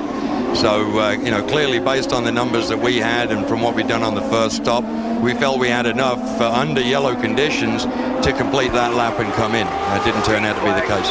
A tough day for Neil McElroy as we go green. Wow, back underway with 25 laps to go. Next time by at a hard wreck, the Eurosport 4 Bjorn Verdheim. Badly folded up. He has crunched the left-hand side of that car into the concrete, and the caution is right back out again. Wow, talk about hang on to your hollyhocks. You can't look right or left here without something going on. And the most unfortunate thing is this team has now had 3 big crashes, this being number 3. They cannot afford this. We talked about Ronnie Bremer stepping out of the 55 car here this weekend. Ricardo Sparrofico, Alex Sparrofico, his cousin, taking that ride over. Largely due to financial considerations. He had wrecked that car, the 55, a couple of times, and now Verdheim has tagged the wall a ton in the Eurosport number 4. Such a shame. There he goes, walks away. Formula 3000 champion, was the Jaguar test driver just last year. Shakes his head. What a shame. This was the Sign-A-Car project. $50. A pop, you could sign the side pod of that car and be represented. There it is there, right behind the Eurosport on the side pod. Many people, they raised $15,000 for charity. There it is right there. Went to the Hole in the Wall gang, Paul Newman's charity, and to some of the Molson charities. Unfortunately, that is not the way they wanted this to end. Well, just moments ago, we had an earlier hard incident involving former champion Cristiano D'Amato. Ralph Sheheen, how does he feel? Well, Rick, he's made the long walk back. Cristiano, how surprised were you to see Sparrofico moving over on you as he was coming out of pit lane? I had already drove past him, so I couldn't even see where he hit me. Hit me probably in my right rear wheel, so yeah, disappointing again. 2 weekends in a row, 0 points. It's not good. We were discussing the fact that as a driver comes out of pit lane, he should be hugging the inside line as opposed to drifting wide. Is that the way you understand it as well? Well, that's the way it should be, yeah. It's not all the time that we are able to do over there. Is you're over concrete, cold tires. Sure, he didn't do it intentionally, but just it's already happened. Nothing to say anymore. Well, this PKV team, Rick, has been on such a positive climb. Tough day for them. D'Amato referring to the incident at Cleveland a couple of weeks ago where he and Marcus Marshall got together. Bjorn Verdheim awaiting a ride back to pit road. Oriol Servia will be the restart leader. Caution on the racetrack with 26 laps to go in Toronto. We'll be back. This evening news. I'm John Roberts in New York. We'll see you soon. toughest ticket in Toronto this summer. This one for the Molson Champ Car Grand Prix of Toronto, the 20th running. More than 145,000 fans are at Exhibition Place in Toronto. We're glad you're with us on CBS Sports. I'm Rick Benjamin, Derek Daly alongside. Jan Bikas, Ralph Shaheen on pit road for us. Under caution, getting set for a restart. Tomorrow, a great night of comedy on CBS. Everybody Loves Raymond and 2.5 Men kick things off. Then don't miss the premiere of Rockstar in XS, followed by Monday's #1 show, CSI Miami, and Late Show with David Letterman. Tomorrow, right here on CBS. Before the green, Jan Bikas, update us. And Oriol Servia on the radio with him is John Tzanikis. Now, a great day for you getting up to the front. Any concerns? You've made your second stop already. We made it. You got some radio communication. Say again. Tell you what, we'll let John get Oriol set up for the green. Once they get settled, you hear him on the radio, we'll get a quick word with him. Now here's what's of interest here. Bourdais has fastest lap of the race. Second fastest lap of the race is Alex Tagliani at a 60.7. Then AJ Allmendinger at a 60.7. Servia has not been in the top 5 fastest laps, so Tagliani potentially is faster than Servia, and he is in second place with the Canadians cheering him on here. But Servia with a good lead as they come to the stripe. Tagliani under pressure from Justin Wilson for second. Oh, this is good stuff. Street racing, when you're between the concrete walls, you've got to be so disciplined. Oh, we've got another tangle. A couple of cars. Marcus Marshall and Nelson Philippe get together at the back of the pack. They were battling for 9th spot. Marshall is away, but he's got heavy damage, as does Philippe. Marshall will not get that car around to pit road. Philippe trying to get the well box. Myjack 34 pointed in the right direction, but caution is coming back on the speedway. I didn't see fucking Glock. I didn't see him. I don't know who fucking it was. I didn't see him. Well. Got an idea it was something more to do with Marshall behind you. I'm not sure what's going on there, but how are you sitting there? I was heading to turn 2. Someone crashed into my wing. Whatever it is, we need a policeman out there to direct traffic. Now, we had gone almost 50 laps with no trouble. We've had 3 wrecks in 10 laps, Derek Daly. Well, Nelson Philippe looked like he got drop kicked by Marshall. Marshall then bounced off Philippe, and he hit one of the Rocket Sports cars. Timo Glock was right there, yeah. In the DHL 8 car. Marshall put the car back in gear, tried to drive it away, but the front end badly broken on the 15. And the Aussie, or rather the Aussie Vineyards 5 car, dead in the water on the racetrack. So we're back to full course caution with 22 laps to go. We have another look for you as Marshall sits there. This is on the way into the corner. Now Nelson Philippe is in the middle. Oh, look at this. It is Ryan Hunter-Reay who comes down, and he drop kicks Nelson Philippe, and they wrap up everybody else. So Ryan Hunter-Reay, who has been so frustrated, he took the daring move down the inside, didn't pull it off. He hits Nelson Philippe. Marshall's taken the pad out. Philippe has gotten his car restarted, and we are under caution coming up 21 laps to go. Now, the big question at the front of the field, Oriol Servia, who celebrates his 31st birthday in 3 days, maybe on track for his first ever victory on Bikas. What are they saying in the Newman Haas pit? Well, we'll get back and try this again, John, a little quieter now. Are you okay, first of all, on fuel? Oh, yes, we are. We're okay. We're actually burning some of the fuel off with these yellows. It's no reason to save fuel under these yellows. To jettison that fuel, is it a case of running a lower gear, higher RPM to lighten up the car? Yes, just higher or first gear, second gear, more throttle to burn the fuel off. And you can monitor that here in the pits. Each time it goes by, you know how much fuel has been burned? Yes, we can. And what other concerns do you have? How have the tires been?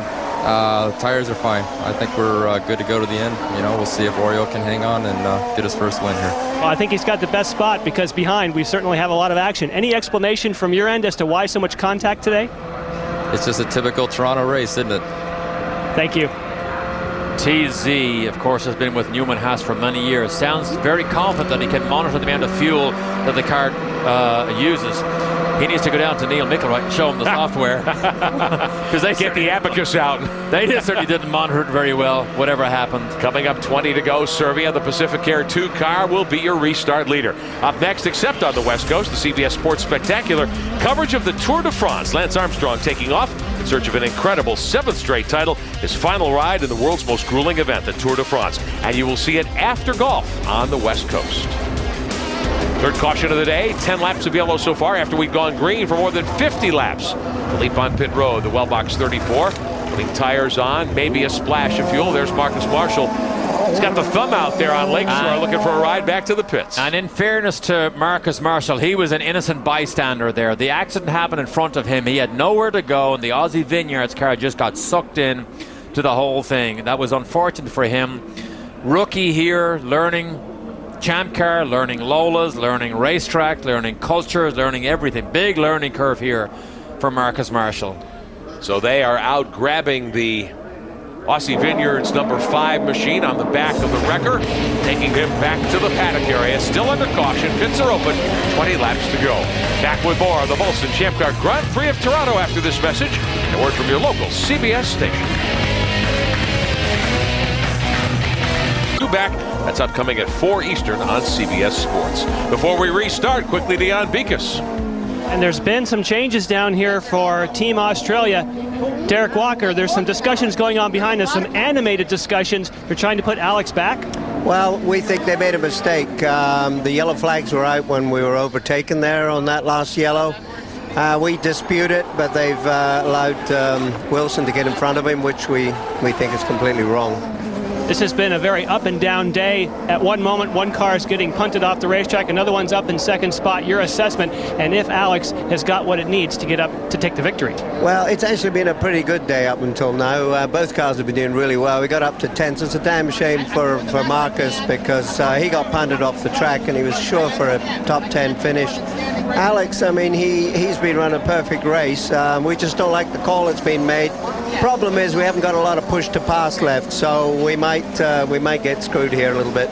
Thank you, Derek. Let's get upstairs. Well, they have no push to pass left. Checking the board here, we see that Tagliani has used all 60 seconds of his push to pass time with 19 laps to go, Derek Daly, as we prepare for another restart. And don't forget what I said earlier on. He currently has the second fastest lap in the race, does Alex Tagliani. So he may not need the push to pass.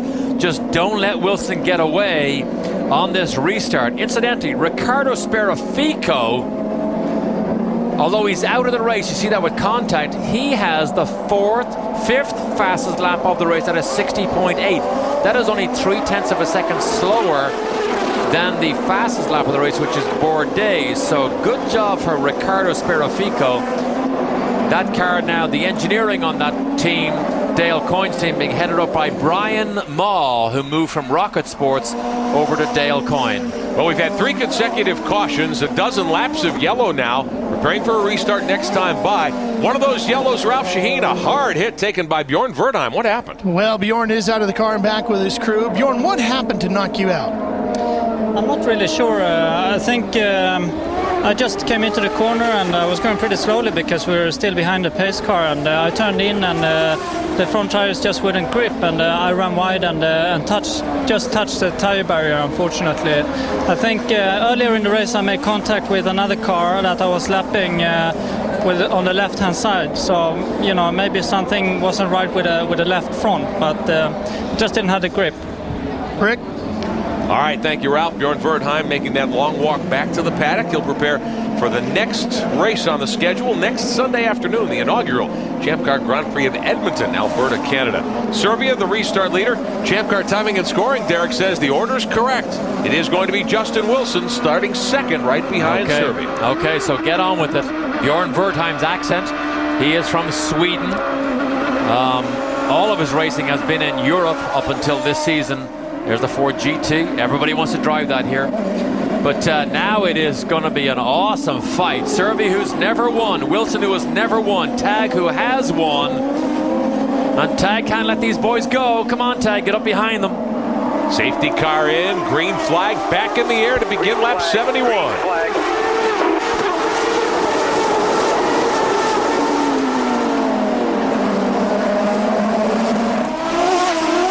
Wow, what a fight between Serbia, Wilson, Tag, Allmendinger, Vassar, Ranger, everybody just in a long line here. Big mover of the day so far has been Andrew Ranger, started 11th. The 18-year-old rookie has climbed 5 spots. He's 6th right now. Notice the break zone. They move to the middle of the road. That's because the right side of your screen, left side of the road is so bumpy that they just move over to try and keep these things under control. Look at Bourdais has a poke down the inside of Ranger. Wanted to ask you that question, Derek Daly, watching the season champion from a year ago, Sebastian Bourdais, the McDonald's #1 pole sitter here today. He's in 7th. He was only 3 seconds back when they restarted. Ranger able to keep him at bay right now. Does Bourdais have a good enough car to get up in there and contend for the win? Yeah, absolutely. Fastest lap of the race so far is Bourdais in the McDonald's car. You got to be careful though. Well, this is pressure now for young Andrew Ranger, 18 years of age. He's just a kid in comparison. Look at Bourdais in the brake zone. Here he goes. Inside into 1, and Bourdais picks him off. Sebastian Bourdais to 6th, getting by Andrew Ranger. Perfect move by the McDonald's car. Incidentally, the president and COO of McDonald's Corporation, Mike Roberts, is actually here this weekend to watch his McDonald's car here in action. Bourdais now on a tear. Here's Dominguez. Bourdais has gotten by Ranger. Dominguez wanted to do the same thing in the index #7. Mario Dominguez, who was involved in a first lap incident and had to pit right off the get-go, restarted 18th. He's worked his way back up to 8th position now behind Bourdais. And on board now with Ranger. He did the right thing. You don't fight Bourdais for that corner. You give it up. You've been beaten. Let him go and learn everything you can. Here's Bourdais down the inside. Once you get to the inside, Ranger can no longer turn right to the apex. He sees that, he backs off, doesn't argue, doesn't bang wheels, says, good, I'm beaten, I'll let him go, and I'll learn more, and I'll finish this race if I can. A moment ago, we showed you Cosworth power to pass time. Bourdais got a lot left. Here's the onboard look. And you see what Bourdais does. He tucks right under the rear wing to get the draft as late as possible. He turns right. There he goes, down the inside. Ranger, good move to let him go. Tuck in behind the champion and see, can you learn anything that you can use in the future. Running order top of your screen, coming up 14 laps to go next time by through the streets of Toronto. Next week, Champ Car in Western Canada. First ever Champ Car Grand Prix of Edmonton. Riding with race leader Oriol Serbia. He turns 31 in a couple of days, has yet to win one of these races, but he's run in the top 3 twice in his 3 previous starts for Newman Haas. Best career finish 2 years ago. At Montreal and Milwaukee, a couple of runner-up finishes. Now he's got his mirrors full with Justin Wilson, Jan Beekes. And you mentioned he has not won in the Champ Car Series. He actually has not won a race since 1997 in French Formula 3. You'll say, wait a minute, he won the Indy Lights Championship? Yes, he did, but he never won a race. Wow. Well, so Serbia feeling a lot of pressure. Now, a guy who doesn't win in 7 or 8 years like that, Derek, how does he react to a situation like this? You're going to tell in the closing laps here. This is a pressure cooker unlike any time in Serbia's career. Look at 3rd and 4th place. Look at Allmendinger right behind Tagliani. Dive bombing him. Here he goes. Inside. Does he get there? He does. Allmendinger makes the pass. So the Roo Sports cars now run 2nd and 3rd. Allmendinger then protects his line, comes down the inside, but Serbia has never had pressure like this in his career before. This will be a test of the true athlete. Can he be mistake-free? Well, now A.J. Allmendinger, 2 top 3s, 2 podiums in his last 3 starts for Roo Sport. Now he's up to 3rd behind his teammate, Justin Wilson. What does Allmendinger do with Wilson? These two are great friends off the racetrack.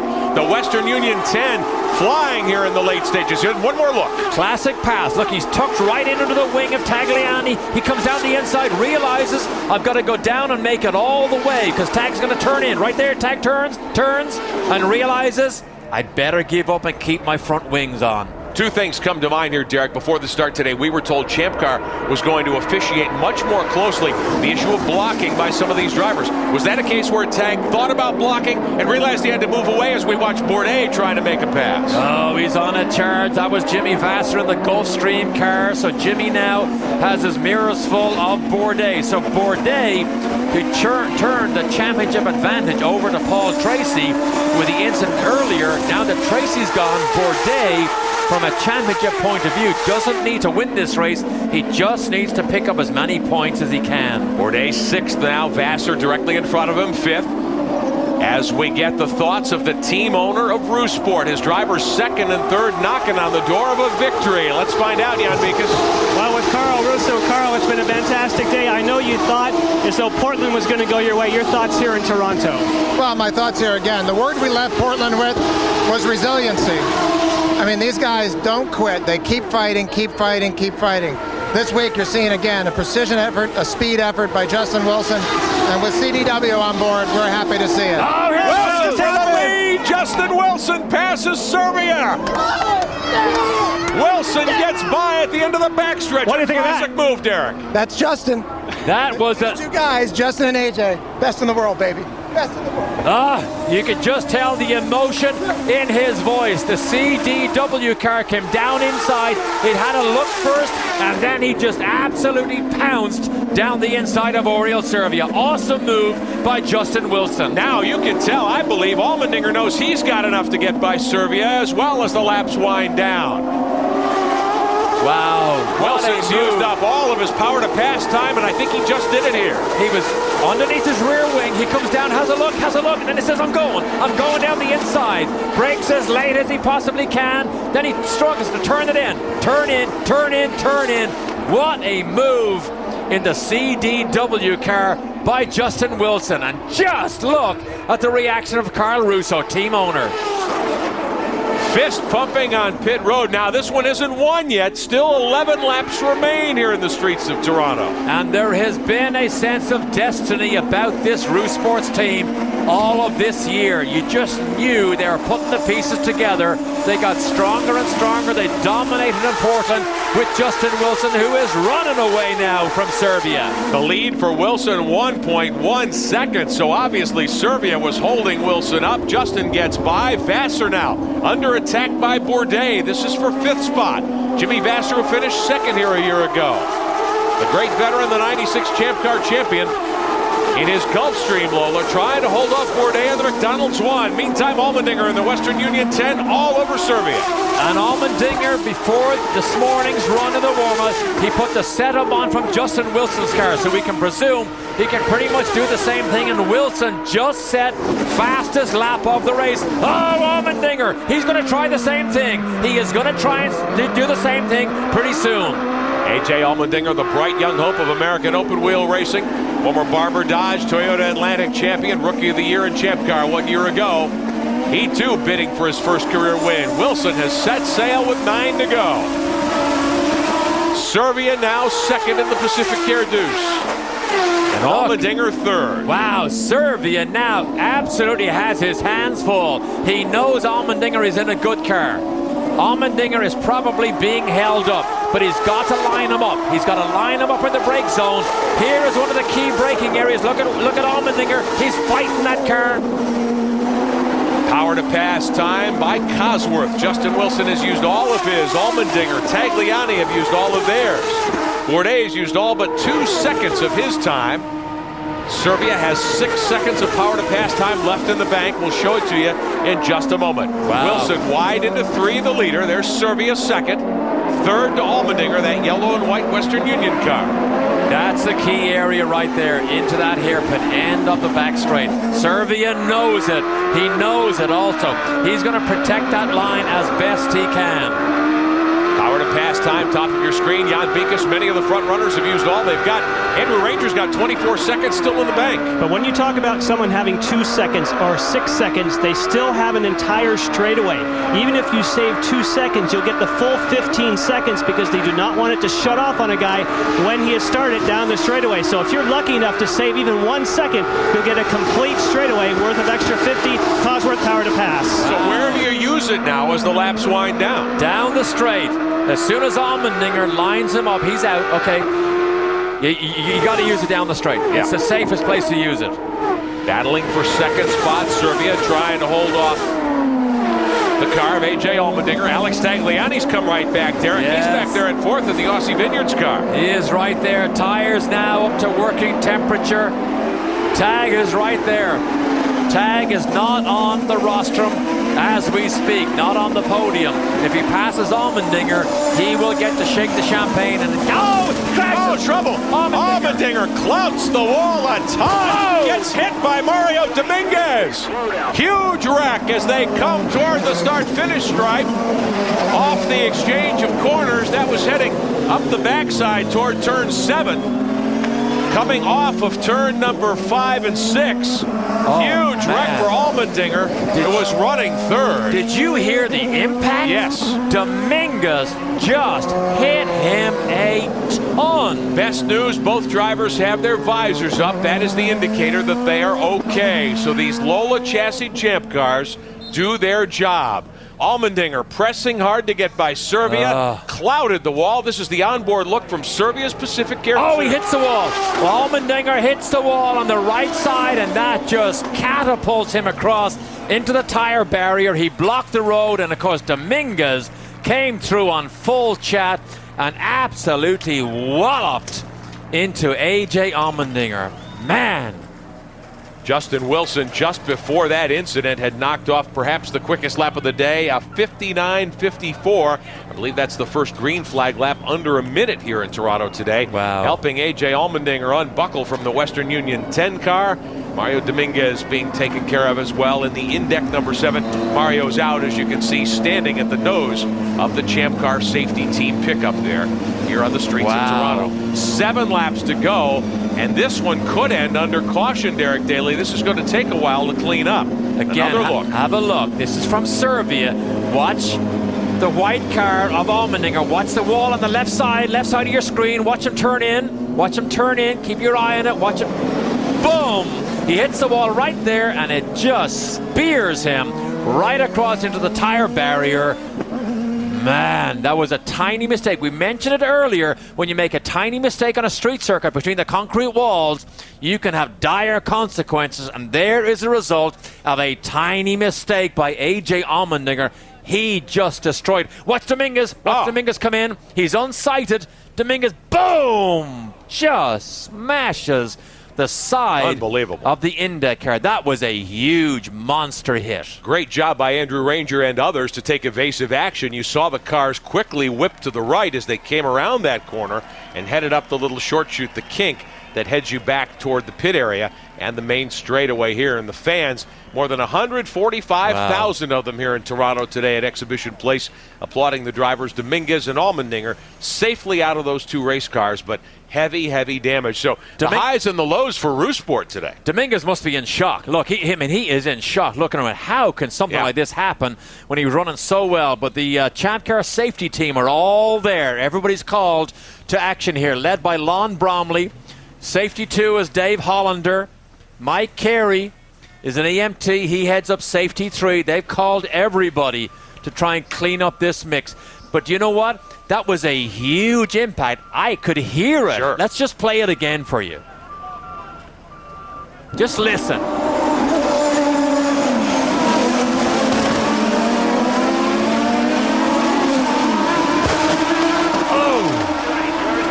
The sound of carbon fiber tearing. That almost makes me sick. Sure.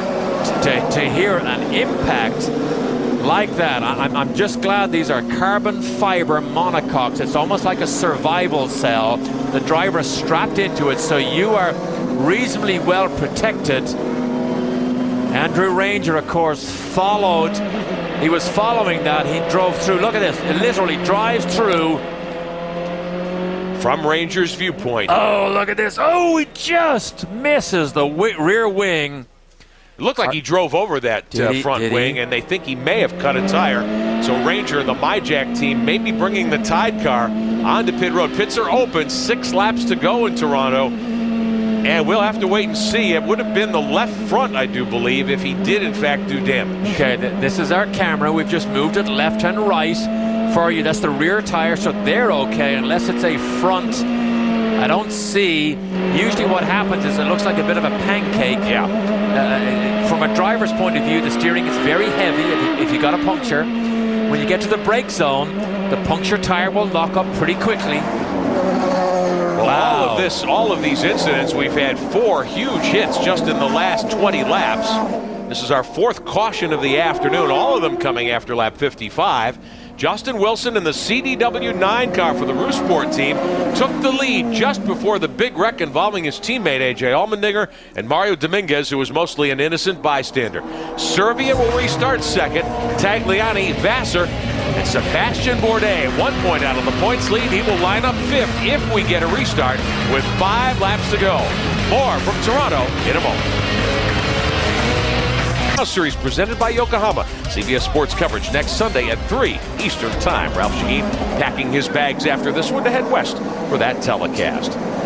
As we watch the removal of the 10 car, the Western Union machine of A.J. Allmendinger going out on the hook. Hey, for year-round racing coverage, late-breaking news, race information, complete driver rankings, click on autos at CBSSportsline.com. Well, Jan Beekes, the Rousport team owner, Carl Russo, has had the highs and lows of racing in his face here in the last 15 minutes. Yeah, he's holding his hat on at the moment because of those highs and lows. Tell us any word at all, first of all, on AJ's condition. He's good. He's good. I mean, he was chasing Oriole hard, and he just touched the inside wall and then slid out on the outside wall. I feel so badly for him and Western Union. He was driving a great race. But, you know, it's like, what did Dickens say? It's the best of times. It was the worst of times. Here we are again, but I'll tell you what, I am so proud of this team. Well, he should be, because he's going to get his first win. Well, the white flag is out. You're going to get your first win, bar running out of fuel. And I think it's okay to say congratulations. Thanks, Sean. Very much. I appreciate it. I wish my mom and dad were here. An emotional Carl Russo. Last lap, this will go under time. Carl Russo getting some congratulations from members of the Rousport organization. You know, you don't want to finish under yellow, but I love to see, that's Polly, his girlfriend right there. I love to see an emotion from a man like this, who has put his heart and soul into building an Atlantic team that won the championship. And now he comes and builds a Champ Car team. He gets his first win. I just love to see emotional days like that. What an event. What a wild day here in Toronto. We went more than 50 laps with no cautions in a place that's notorious for them. We've had 4 huge incidents in the last 25 laps. All of that will cause this race to end under yellow, under time. And our Champ Car toolbox stories on the top of the show with Toronto, torment, torture, temptation. Yourself, Oriole, Servia, Tagliani, Vassar, Bourdais, Hunter Ray, Glock, Spirifico. Given him the top 10. Justin Wilson's dad is here. His dad, Keith, doesn't come to all the races. He was in Cleveland. Justin went everywhere other than the convenience store. Now he's going to Victory Lane, and his dad, Keith, is right here to celebrate with him. What an awesome day. Got to visit with Justin and the CDW team before the race. Checkered flag waving. Of many. Over Justin Wilson of Northampton, England. Team owner Carl Russo pumping his fists. That's great. Really appreciate the work you've done. Seems hard to believe somehow. On a week that has seen his country. Win like in Portland, and sometimes we win something that was a bit harder to get. Devastated by those attacks and explosions. Here's the donut contest. Tracy leads it from Cleveland. Let's see how good Wilson is. We're going to have a competition at the end of the year. You know what? These aren't bad. We'll buy the Krispy Kremes for him. He didn't go long enough. They're not bad. They're good donuts. He just didn't go long enough. Tracy still leads the donut competition. Yeah, no. That's pretty good. Nah, it's average. Tracy's are better. All right. What a day. What a day for Wilson. Love to see this. A guy who is not normally very emotional, Derek. The fist in the air on the backstretch, saluting the huge crowd here at Toronto that's witnessed this Molson Champ Car Grand Prix of Toronto today on CBS Sports. So a wild finish this afternoon indeed. It ends under caution after Andrew Ranger breaks on the racetrack following a huge hit, A.J. Allmendinger and Mario Dominguez. Back with more in a moment.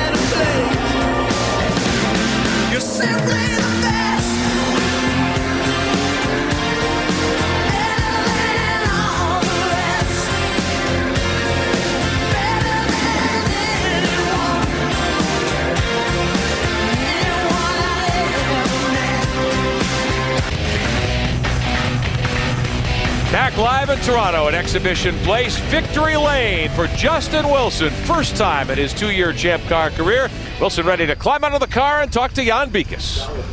And this is a moment he has been waiting for his entire career, getting the congratulations from the crew. Confetti flying, already the trophy in the hand. Justin, it's been a long time coming. Congratulations.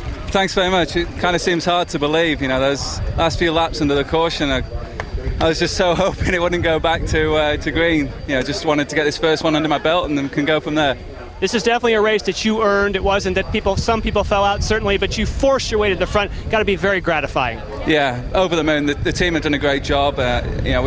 We weren't very quick early on. We were just hanging on to the back of the guys in front. And then, when all the accidents started to happen, we just kept moving up and the car got better and better as the track ripped up. So I'm very pleased with Sport, and it's great to have CCW on board as well for this event.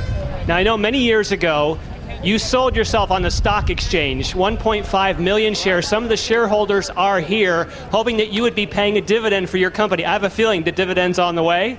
Well, hope so. This is the perfect way, trying to win races, and it's good to have those supporters here, and it's great to have the family here as well. He has a lot of supporters on both sides of the Atlantic. Congratulations. Fantastic victory. Thanks very much. Ralph? All right, Jan, we're standing down here with the man who finished second today, Oriol Servia, tying your career best. 2 other second-place finishes. I know that's got to be a little frustrating because you wanted that win. On the other hand, you've been running so good in this car. That's got to be some bit of a relief to you to see another second place within Newman Haas. Oh, for sure. It's great. 4 races, 3 podiums. I think it's a pretty good balance. I think we moved up in 14 points. So everything is good. Great weekend. I would sign a weekend like this every weekend, but, oh, man, I was so sure that we're going to get the Pacifica car on the top of the podium this one. It was mine. But at turn 3, I was slow all race. I could see Justin getting close to me, and I tried. Every time I tried to brake later, I just couldn't make it. So I saw it coming, but there's nothing I can do. You cannot block with the new rules, so, it was his lap. And it's okay. I'm very happy for the team, for the points. Again, the car was great. Pit stops were great. Just everything is smooth and nice, and wins will come. I'm 100% sure. Between now and the next race at Edmonton, coming up just a week from now, will you think more about the fact that I'm gaining more steps towards winning with this team, or we're getting faster and faster, or, man, I shouldn't let that one slip away? Oh, for sure. Every session, actually, we go out there, we're better. So, there's a limit, which is P1, so we're getting closer. It's sure it's gonna come to us. But it's a great result. Second, it's very good, a lot of points, and everything is working out pretty good. I think the thing to remember when you talk about Oriol Servia is the fact that he still is not running the exact setup that is his. When he finds that, boy, where is this young man going to go? And now, the driver that finished third, right behind him, 1 spot, Alex Tagliani. Alex, tell me about your day. I know this was an event that you put so much emphasis on for yourself, racing here in front of your home countrymen. How do you feel finishing third? This race, I owe him to the boys. Team Australia, Aussie Vineyards, did a fantastic job. What can I say? The guys put me up front in front of Justin on the second stop, and it was a great race. The car was great all day long. We had a really bad set of tires on the first stint, so I used a lot of the push to pass, and I was not able to defend my position at the end. But, I need to take my hat off to the boys. They did a fantastic job. Rick, I think you can see it in Alex Tagliani just how important this event is to him. He's literally vibrating with adrenaline after a great run to third today. Looked like he had an opportunity, Ralph, but a podium finish for Team Australia and the Aussie Vineyards bunch. Let's take a look at our running order. Wilson's first career win, his second season in Champ Car. Servia knocking on the door, Derek Daly. And just look, Tagliani, great run. Vassar, Bourdais came back to get a good load of points. Remember, Paul Tracy fell out earlier on. But all you can say about today is, wow, unbelievable. What a race. And how about Ryan Hunter-Reay and Timo Glock? Early in the race, we had talked about how Rocket Sports had struggled. All the attrition at the end, they end up in the top 6 today. Yes. Ranger has to settle for 11th in front of Allmendinger and Dominguez. All of that happened at the very end. Yeah, this was action-packed all the way to the end. We didn't finish under green, but it almost didn't matter. It wasn't going to change the end result anyway for Roos Sports. And the pass by Wilson to take the lead from Servia toward the end, certainly one of the best we've seen this year. Now the championship standings, 6 races complete, 8 to go. Bourdais takes a 15-point lead to Edmonton. So Paul Tracy, who again will race in Canada in front of his countrymen, better get his act together and start to chase Bourdais next week when we go to Edmonton. Wilson, Allmendinger, and Servia, the rest of the top 5, Vassar, Tagliani, and D'Amata are next in line. Well, before we leave you today, let's have a look at some of the celebration ongoing here on the podium.